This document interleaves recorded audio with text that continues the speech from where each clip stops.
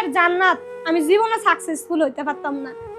তার কাছে আমি কৃতজ্ঞ শুধু এই কারণে যে তে আমার ছাইরা দিছে, আমার অত্যাচার করে ছাইরা দিছে, যে আমি আমার জীবনটারে এত সুন্দর করে আরেকজন সাজা দিতে। সব পুরুষ খারাপ হয় না, কিছু কিছু অমানুষের বাচ্চা আছে। আজকে মুখ খুইলা বুক খুইলা কইতেছি, অমানুষের বাচ্চা যার লগে সংসার করে তোর জীবনে সুখ হইতো না, তুই জীবনে সুখ পাইতি না। তোরা আমি অভিশাপ দিছিলাম না, অভিশাপ ফলানোর লাগে তুই আমার কাছে ক্ষমা চাইছিলি না, যে তোর জীবনে সন্তান হইতো না, আসলে 2-3 বছর হইছিল না, তারপরে না তুই আমার কাছে ক্ষমা চাইছিলি যে আমারে ক্ষমা করে দাও। তুই আমারে মুখ কাজ যাইয়া পর্যন্ত আমারে কয় আমি মক্কা মদিনায় আছি, ফেক নাম্বার দিয়া মেসেজ দিছে আমার মেসেঞ্জারে, আমারে ক্ষমা করে দিও। লেয়ার টাইটেল দেখে আমি বুঝিতে যে আমি মক্কায় আছি, আমি এখন বুঝতাছি আমার এমন একটা রোগ হয়েছে বলার মতো না। তার বুঝি কি রোগ হয়েছে, আমি তোরে আল্লাহ নিয়ে যাইলো, আমি কাল কিয়ামতের ময়দানে তোরে আমি ক্ষমা করবো না। আমার যে জীবন নষ্ট করছস, আমার দেনমোহর আমি নিছি না, তুই আমার এত অত্যাচার করছস, শুধু দেনমোহর দিবি দেখা আমারে শুধু ডিভোর্স দিছে না, দেনমোহর দিবি দেখা আমি তোরে কাল হাসরের ময়দানও ক্ষমা করবো না। আল্লাহ আমার কাছে তোরে আমার কাছে আইনা দাঁড় করাইবো যে আমার জীবনটা তুই কেন নষ্ট করলি। এ তার মতো অমানুষ আল্লাহ কারো জীবনে না দোক, সব পুরুষ এক হয় না।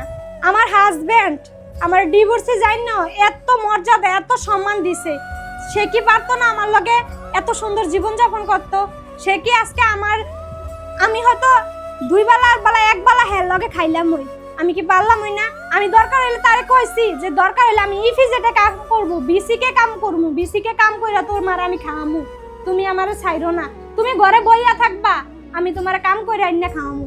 বলি নাই জানো? আর তুই যদি ভিডিওটা দেহস তুই জানোস যে আমি তোর লাগে কি করছি না করছি, বুঝছস? তোর বিচার আল্লাহ করব।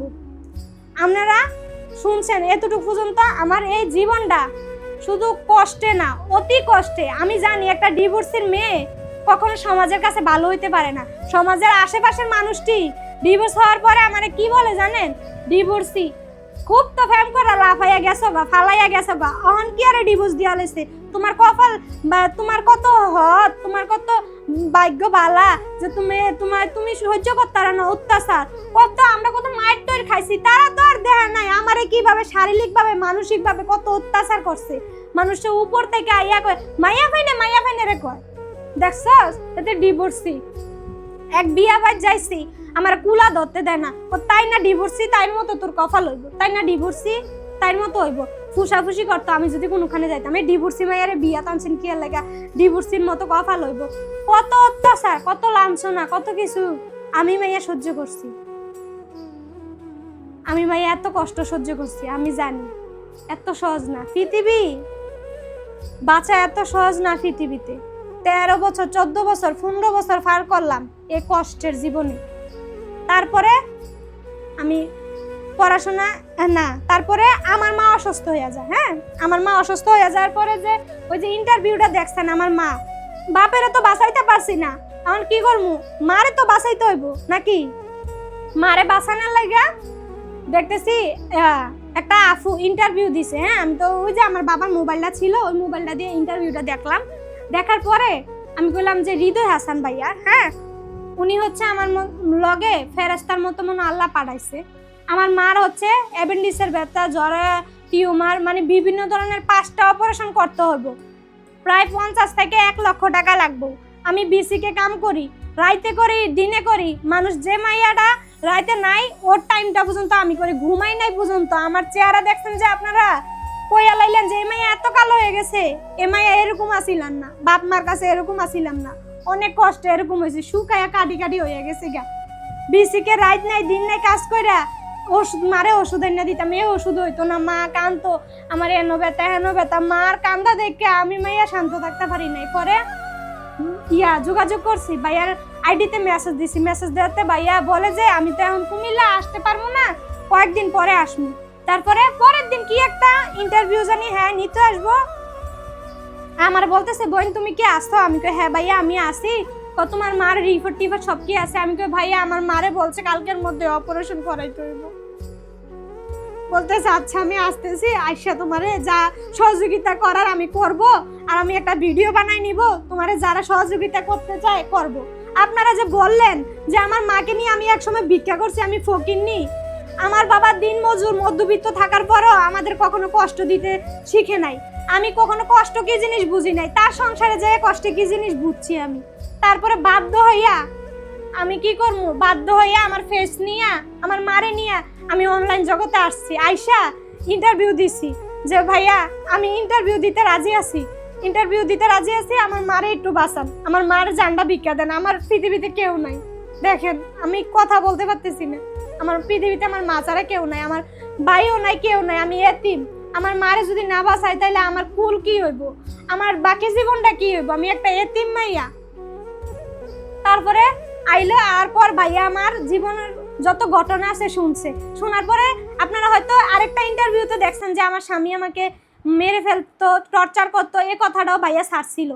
তারপরে কি করছে, ওই ভিডিওটা এত পরিমাণ ভাইরাল হয়েছে, পরের দিন ভাইয়া আমার নাম্বারে দিছিল, হ্যাঁ উনি নিজের নাম্বার দেয় নাই, ওনার প্রতি আমি কৃতজ্ঞ, হয়তো উনি আমার এই ভিডিওটা দেখবে, ওনার প্রতি আমি কৃতজ্ঞ, ওনার এ কারণে আমার মারে আমি বাঁচাইতে পারছি। পরের দিন সবাই আমাকে ফোন দিতেছিল, ফোন দিয়া বলে তোমার মার কি সমস্যা, এই সেই কি সমস্যা।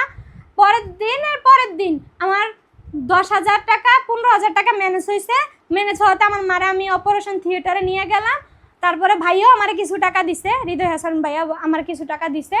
পরে একটা ভাইয়া ফোন দিছে, ফোন দিয়া আমার বলতেছে যে আমি তোমার মার সকল দায়িত্ব নিব, আমি তোমার মারে অপারেশন করাবো, তুমি আমার ভাই ডাকবা, ওই জায়গায় ভাই ডাকবা, তুমি কি পড়াশোনা করো? আমি কই না ভাই, আমি তো বিসিকে চাকরি করি, আমার তো পড়াশোনা ভালো, সামনে হচ্ছে আমি জিএসসি দেওয়ার কথা দিতে পারি না, এখন আবার ভর্তি হইতে চাইতেছি। আচ্ছা ঠিক আছে, তোমাদের সকল দায়িত্ব আমি নিব। হ্যাঁ ঠিক আছে। তারপর আমার মার অপারেশন হয়েছে, অপারেশন হওয়ার পর আমার মা এখন কিছুটা সুস্থ। ওই যে ভাইয়াটা আছে, ভাইয়াটা হচ্ছে আমার মার দায়িত্ব নিছে, আমার কইছে যে ইফিজেড বিসিক কোনো কিছুতে চাকরি করা লাগতো না, ঠিক আছে চাকরি করা লাগতো না, ঠিক আছে ভাইয়া আমার মার সাথে কথা বলে, যেহেতু অপারেশন শেষ, আমার সাথে তো ওনার কোনো কথা বলার কোনো ওয়ে নাই, হ্যাঁ আমার সাথে কি বলতে কথা বলবো। তারপরে তো কোনো পোলার প্রতি আমার কোনো মানে ঘৃণা যে জমছে, আমি মনে করতাম তখন পৃথিবীর সকল পোলা পায় নেক, হ্যাঁ আমি ইন্টারভিউতে বলছিলাম সব পোলা পায় নেক, পৃথিবীর সকল পোলা পায় নেক। তারপরে শেষ, ওইখানে ওই ভাইয়াটা আমার মার সাথে কথা বলে, একটা দামি মোবাইল পাঠায় আমার মারে দেহনের লাগিয়া, দামি মোবাইল পাঠানোর পরে উনি আমার স্কুলে ভর্তি করে, পরে আমি পড়াশোনা করতেছিলাম। আপনাদের যে ভাইয়া, তো ওই ক্লাসে তো আমি জিএসসি অটোপাস যে হয়েছিল 2019 সালে, অটোপাসে আমি পরীক্ষা দিছিলাম, 19 সালে না 20 সালে, হ্যাঁ সালগুলো আমার মনে পড়তেছে না, কেউ খারাপভাবে নেবেন না, কারণ এত কিছু তো মনে থাকার বিষয় না, কারণ যেটা গেছে এটা নিয়ে আমি কথা বলতে চাইছি না। শুধু আপনারা আমার এমনভাবে প্রেজেন্ট করছেন মানে বলার বাইরে, আপনারা বলতেছেন যে আপনার ভাই আমার আগের হাজব্যান্ড, এখন কেমনে ভালো হইলো, এখন আগে না বউরে মারতো সেই। তো ক্লাস 10-এ একটা ভাইয়া পড়তো, তাদের এসএসসি আর আমাদের হচ্ছে জিএসসি চলবো। তো ওই ভাইয়াটারে আবার আমি চিনতাম, যেহেতু ওনাদের রুল 1 থেকে 10 পর্যন্ত যারা থাকতো তারারে ম্যাডাম তারা কোচিং করাইতো, তো চিনতাম। ওই ছেলেটা আমার ফ্রেন্ড ছিল, তো তার দ্বারাতে হচ্ছে একদিন সে আমার প্রস্তাব দেয় যে চলো আমরা ফ্রেন্ড সার্কেল মিলা একটা ভিডিও করি, নাটক, এটা আমরা নিজেরা হচ্ছে ইউটিউবের চ্যানেলে আপলোড দিই।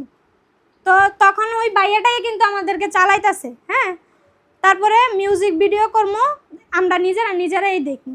তো আমি বললাম আচ্ছা ঠিক আছে চলো। তো ওই দিনে ওই আমার বন্ধু আপনার ভাইয়াকে আর কয়েকটা ছেলে আমার লইয়া আরও 2-3টা মেয়ে সিলেক্ট করছে, হেরা 3জন আমরা 3জন, হ্যাঁ। তো ওই জায়গায় হচ্ছে আপনার ভাইয়ার সাথে আমার প্রথম দেখা হয়। তো আপনাদের ভাইয়ার গল্পটা আমি নেক্সট ভিডিওতে বইলা দিব, কারণ এই ভিডিওটা অনেক বড় হয়ে গেছে, আপনারা জানতে চাইছেন। তো আপনার ভাইয়ের ভিডিওটা আমরা হচ্ছে নেক্সট ভিডিওতে, আপনারা যদি চান আপনার ভাইয়ের সাথে যে আমাদের গল্পটা কিভাবে হয়েছে, কিভাবে বিয়ে হয়েছে যদি জানতে চান, তাহলে আমরা নেক্সট ভিডিওতে পরবর্তীতে আপনার ভাইয়ের সাথে আমরা শেয়ার করব যে আমরা কিভাবে দেওয়া হয়েছে, কিভাবে আমাদের পরিচিত হয়েছে। তো সবাই ভালো থাকবেন, সুস্থ থাকবেন, সবাইকে ভালোবাসা অবিরাম। কেউ যদি আমি ভুল ত্রুটি করে থাকি আমাকে ক্ষমা করে দিবেন, মাফ করে দিবেন। আমার কোনো ভুল ত্রুটি হলে আপনার ক্ষমার দৃষ্টিতে দেখবেন।